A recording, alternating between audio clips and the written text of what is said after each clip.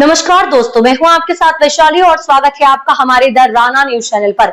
यहां हम आपके लिए लाते हैं देश दुनिया की सबसे बड़ी, सबसे ताजा और सबसे भरोसेमंद खबरें। चाहे राजनीति हो, अपराध हो, खेल हो या मनोरंजन, हर खबर तक पहुंचने के लिए जुड़े रहिए हमारे साथ।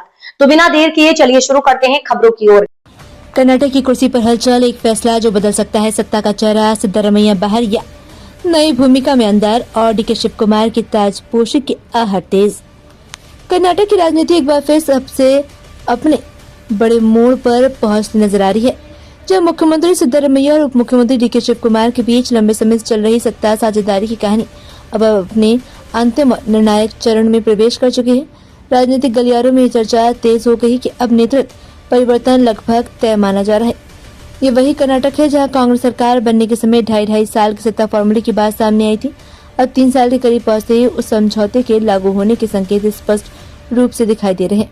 बताया जा रहा है कि कांग्रेस के शीर्ष नेतृत्व, विशेष रूप से राहुल गांधी के साथ हुई महत्वपूर्ण बैठकों के बाद इस दिशा में बड़ा फैसला लिया गया। इसी बातचीत के बाद सिद्धारमैया कथित तौर पर राज्य की सत्ता छोड़कर राज्यसभा की ओर जाने वाले के लिए सहमत हो गए।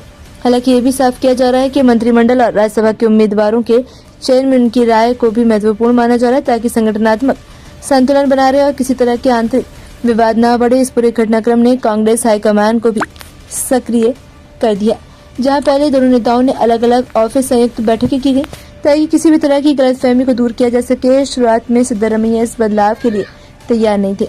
उनके समर्थक विधायकों की बड़ी संख्या में उनके पक्ष में खड़ी थी, जिससे ये निर्णय और भी जटिल हो गया। लेकिन लगातार राजनीतिक बातचीत और केंद्रीय नेतृत्व के हस्तक्षेप के बाद अब माहौल बदलता नजर आ रहा है। सोमवार को दोनों नेता अपने अपने समर्थक विधायकों के साथ दिल्ली पहुंचे थे, जिससे ये साफ संकेत मिला कि ये सिर्फ एक प्रशासनिक बैठक नहीं बल्कि सत्ता संतुलन का बड़ा राजनीतिक अध्याय है। कांग्रेस महासचिव के.सी. वेणुगोपाल ने हालांकि मीडिया में बयान देते हुए कहा कि बैठकों में केवल राज्यसभा और विधानसभा परिषद सीटों पर चर्चा हुई। नेतृत्व परिवर्तन को लेकर कोई औपचारिक निर्णय नहीं लिया गया। अंदरखानी समझौता लगभग तय हो चुका है और आने वाले कुछ दिनों में औपचारिक घोषणा संभव होगी। संभावित बदलाव की तरह भी ये माना जा रहा है कि जैसे ही सिद्धारमैया राज्यसभा के लिए नामांकन करेंगे, वैसे डीके शिव कुमार को मुख्यमंत्री पद की जिम्मेदारी सौंपी जा सकती है। यही वह क्षण होगा जो कर्नाटक की राजनीति का नया अध्याय लिखेगा। इस पूरे घटनाक्रम ने राज्य में कांग्रेस की आंतरिक राजनीति को भी चर्चा के केंद्र में ला दिया।